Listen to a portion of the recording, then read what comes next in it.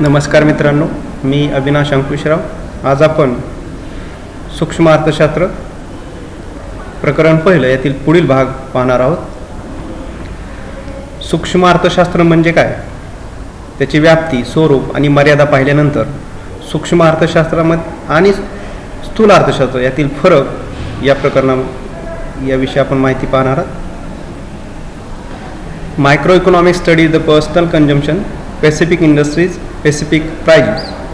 सूक्ष्म अर्थशास्त्रामध्ये आपण एखाद्या विशिष्ट किमतीविषयी, एखाद्या विशिष्ट उद्योगाविषयी व एखाद्या विशिष्ट उपभोक्त्याच्या उपभोगाविषयी माहिती पाहू शकतो. तर स्थूल अर्थशास्त्रामध्ये आपण ओव्हरऑल पूर्ण अर्थव्यवस्थेचा अभ्यास केला जातो.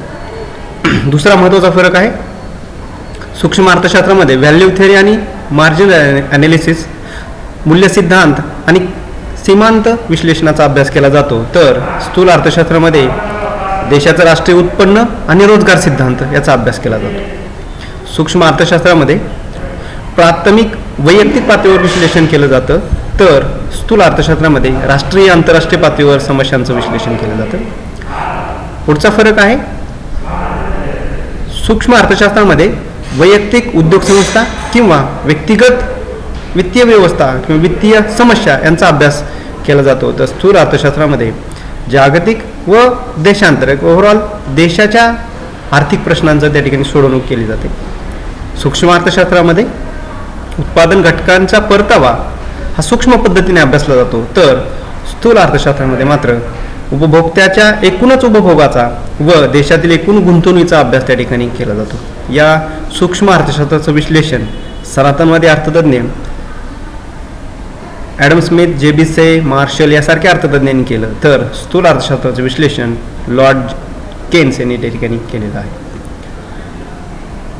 सूक्ष्म अर्थशास्त्र आणि स्थूल अर्थशास्त्राप्रमाणेच वेलफेअर इकॉनॉमिक्स, कल्याणकारी अर्थशास्त्र ही नवीन संकल्पना त्या ठिकाणी आपल्याला अभ्यासायची आहे. सूक्ष्म अर्थशास्त्र स्थूल अर्थशास्त्राप्रमाणेच कल्याणकारी अर्थशास्त्र ही एक नवीन संकल्पना आहे, ज्याची व्याप्ती, उगम आणि संकल्पना याच्याविषयी आपल्याला अभ्यास करायचा आहे.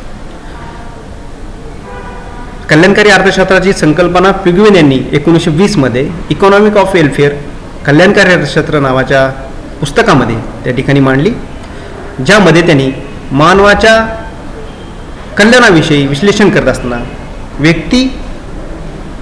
व्यक्तीला मिळणारं समाधान आणि त्याचं होणारं कल्याण याचं विश्लेषण त्यांनी आपल्या कन्सेप्ट या संकल्पनेमध्ये मांडण्याचा प्रयत्न केलेला आहे. याची व्याख्या, कल्याणकारी अर्थशास्त्राची व्याख्या आपल्याला सांगता येते. सायटोस्की अर्थतज्ञांनी असं सांगितलेलं आहे, welfare economics is a part of economic theory which is the link to economic policy. कल्याणकारी अर्थशास्त्र ही संकल्पना मानवाच्या कल्याणाशी संबंधित आहे, आर्थिक गोष्टीशी संबंधित आहे, की ज्याचं उद्दिष्ट आहे ते मानवाच्या कल्याणाचं उद्दिष्ट हे आर्थिक धोरण त्या ठिकाणी आखून पूर्ण केलं जातं. तर पिग्विन यांनी कल्याणकारी अर्थशास्त्राची व्याख्या केलेली आहे. Welfare economics is a part of general welfare which is measured with the help of money. पिग्विन यांच्या मते की मानवी कल्याण हे व्यक्तीकडे असणारं जे उत्पन्न आहे या उत्पन्नावर आधारित असतं. व्यक्तीचं उत्पन्न त्यानं जर आपल्या आर्थिक कल्याणासाठी, आपल्या उन्नतीसाठी उपयोगात आणलं तर त्याचं मानवी कल्याण होऊ शकतं. याचा अभ्यास करणारं शास्त्र म्हणजे कल्याणकारी अर्थशास्त्र. कल्याणकारी अर्थशास्त्राची कन्सेप्ट पिग्विन यांनी मांडली. त्यांच्यामध्ये कल्याणकारी अर्थशास्त्र मुख्यतः 2 प्रकारचे कल्याण असतं. त्याच्यामध्ये सर्वसाधारण कल्याण, welfare, general welfare and economic welfare.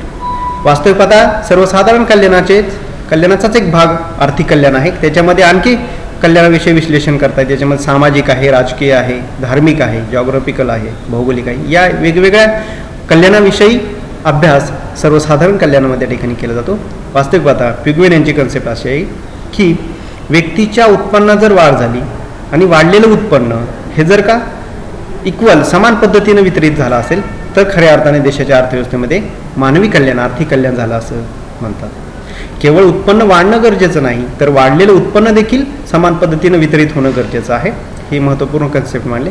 याचे काही गृहीत आहेत कल्याणकारी अर्थशास्त्राचे, जे पिग्विन यांनी मांडले. पहिलं गृहीत आहे की consumer spend more for this utility on consumption. जे काही उत्पन्न आहे उपभोक्त्याचं तो जास्तीत जास्त उपभोगावर खर्च करतो तरच हा नियम लागू होईल, अन्यथा लागू होणार नाही. दुसरं, different consumer get to some satisfaction from the same item. वेगवेगळे उपभोक्त्यांना मिळणारं समाधान हे वेगवेगळ्या वस्तूपासून कसं असतं, समान असतं, सारखे असतं. Consumer strive to maximum satisfaction. उपभोक्ता नेहमी असा प्रयत्नशील असतो की त्याला जास्तीत जास्त समाधान मिळालं पाहिजे, जास्तीत जास्त समाधान त्या ठिकाणी प्राप्त करेल. आणि the marginal utility of money decreases. म्हणजे पैशाची जी उपयोगिता आहे, मार्जिनल सीमांत उपयोगिता ही काय होत जाते, घटत जाते, तरच हा नियम त्या ठिकाणी लागू होतो. पिग्विन यांच्या वेलफेअर कन्सेप्टचे काही मर्यादा आपल्याला त्या ठिकाणी सांगता येतात. पहिली मर्यादा आहे, तशा गृहीत आहेत तसेच मर्यादा आहेत. अनरिअलिस्टिक अजम्पशन्स. जी काही गृहीत आहेत ते गृहीते कशा आहेत, अवास्तविक आहेत. कारण का, सगळ्यात महत्त्वाचं की उपयोगिता ही मोजता येत नाही आणि ते तुलनात्मक पद्धतीनं सांगता येत नाही असं टीका केली जाते आणि त्याच्यामुळे हे अवास्तव अजम्पशन्स आहे. वास्तविकता उपयोगिता ही त्या व्यक्तीच्या मनाशी संबंधित असते, मानसिकतेशी संबंधित असते, त्यामुळं उपयोगिता मोजता येऊ शकत नाही ही टीका केली जाते. त्याच्यानंतर पुढचा मर्यादा आहे, this law does not apply to capitalist economy. हे जो नियम आहे, हा नियम आहे, हा भांडवलशाही अर्थव्यवस्थेमध्ये लागू होत नाही. कारण का, त्या ठिकाणी उत्पन्नाचं जे काही वितरण आहे ते वितरण विषम स्वरूपात त्या ठिकाणी झालेलं आहे. त्याच्यानंतर the principle is not accepted as it is more than idealistic. म्हणजे जी काही तत्त्व आहेत पिग्विन यांची ही चांगले आदर्शवादी तत्त्व आहेत, परंतु आर्थिक कल्याणाच्या बाबतीत ही तत्त्व नेहमी जशीच्या तशी त्या ठिकाणी अप्लाय केली जाऊ शकत नाहीत. त्यामुळे हा देखील मर्यादा त्या ठिकाणी सांगता येते. टू डिवाइड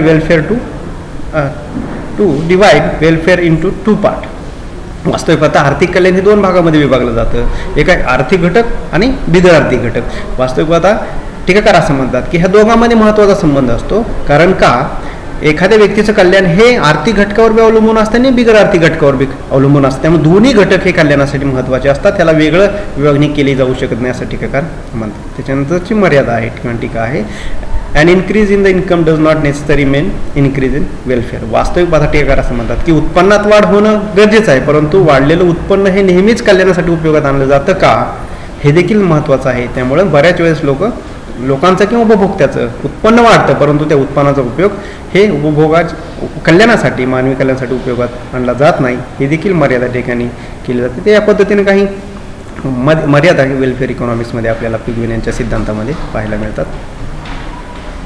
त्याच्यानंतर मानवी कल्याण, वेलफेअर इकॉनॉमिक्स या कन्सेप्टच अत्यंत महत्त्वाच्या. तर याला काही कल्याण मोजताना काही अडचणी येतात, अडथळे येतात. त्यातले महत्त्वाच्या अडचणी आपल्याला अभ्यासायच्या आहेत. पहिली आहे, satisfaction is a relative concept everyone welfare.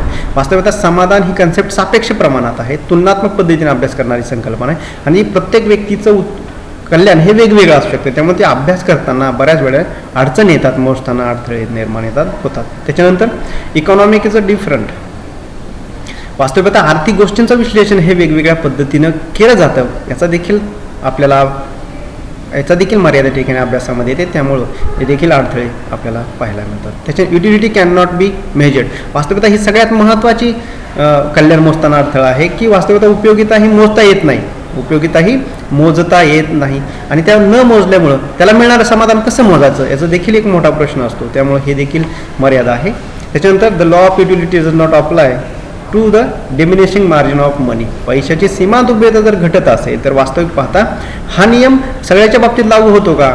बरेच अर्थतज्ञ म्हणतात की पैशाची सीमांत उपयोगिता ही घटत जात नाही, कारण का त्याची पैशाची उपयोगिता आहे ती नेहमी वाढणारी असते. त्यामुळे हा नियम त्या ठिकाणी लागू होत नाही. त्यामुळे व्यक्तीला मिळणारं समाधान मोजताना अडथळे येतात आणि कल्याण देखील त्या ठिकाणी मोजताना अडचणी येतात. The value of money is not constant.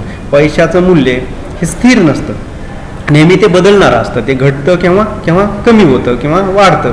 त्यामुळं अस्थिरता या मूल्यामध्ये, त्याच्या किमतीमध्ये असते. त्यामुळं पैशाचं मूल्य जर बदलत असेल, किंमत जर बदलत असेल तर मानवी कल्याण देखील त्या ठिकाणी बदलतं. मानवी कल्याणामध्ये देखील चढ उतार होतात. तर त्यावेळेस हे अडथळे त्या ठिकाणी निर्माण होतात. ही welfare of the society can not be measured at the national level because the need of the society are different. वास्तविक आता मानवाचं कल्याण हे देशाचं राष्ट्रीय उत्पन्न वाढण्यावर आहे. जर देशाचं राष्ट्रीय उत्पन्न वाढलं तर मानवी कल्याण त्या ठिकाणी होतं, परंतु वास्तविकता देशातली वेगवेगळे जी काही समाज आहे त्या समाजाचं कल्याण हे वेगवेगळं असू शकतं. त्यामुळे प्रत्येक देशामध्ये वाढलेलं उत्पन्न हे वेगवेगळ्या समाजासाठी वेगवेगळ्या माध्यमातून वितरित करावं लागतं आणि त्या समाजामध्ये वितरित करत असताना त्याचं कल्याण देखील वेगवेगळंच असू शकतं. त्यामुळं कल्याण नेमकं कोणत्या व्यक्तीचं कल्याण कशात आहे, कोणत्या समाजाचं कल्याण कशात आहे, हे आपल्याला त्या ठिकाणी अभ्यासताना अडचणी निर्माण होतात. तर या पद्धतीने काही महत्त्वपूर्ण मर्यादा किंवा डिफिकल्टीज आपल्याला त्या ठिकाणी सांगता येतात. थँक्यू.